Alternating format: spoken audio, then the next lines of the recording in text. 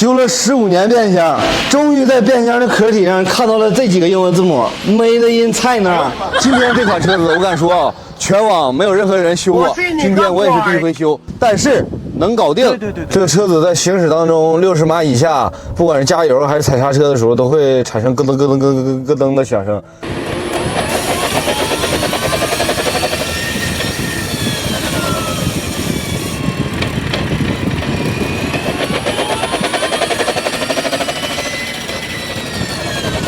看我们吉利博瑞，虽然说这个变箱打的是领克的标，但是这是吉利博瑞的变箱，它这个混动电机设计的啊就比较聪明。比亚迪的电机是整个大电机直接刮焊这壳上，它是拿螺丝装在上面的，然后电机传动齿相连。看吉利造这个混动变箱啊，电机一拆，这小盖这嘎子一装，就是一个7档湿式双离合，这个跟混动一点就不搭嘎了。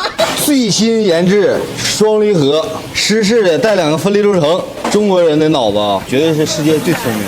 我的草原，我的马术，我想咋耍就咋耍，龙争虎斗别花。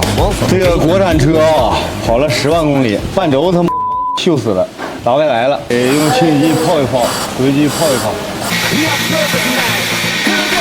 我的草原，我的马术，我想咋耍就咋耍，龙争虎斗别花。王嫂给你一个。终于把这个吉利博瑞的变速箱全部分解开了，双离合2组离合器片，看着跟新的一样。这个齿轮没有什么特别明显的磨损痕迹，差速器最严重就是它锈死了，砸不下来，最后被我们改下来了。这个车子主要问题就是出现在这个轴承的一个珠子上，已经磨得麻麻赖赖、缺头瓦腚的。通过这些配件啊，不难看出啊，我们国产的技术在不断的完善与更新，能做到10万公里磨损量达到这么小，绝对是 very good。Made in China，very good。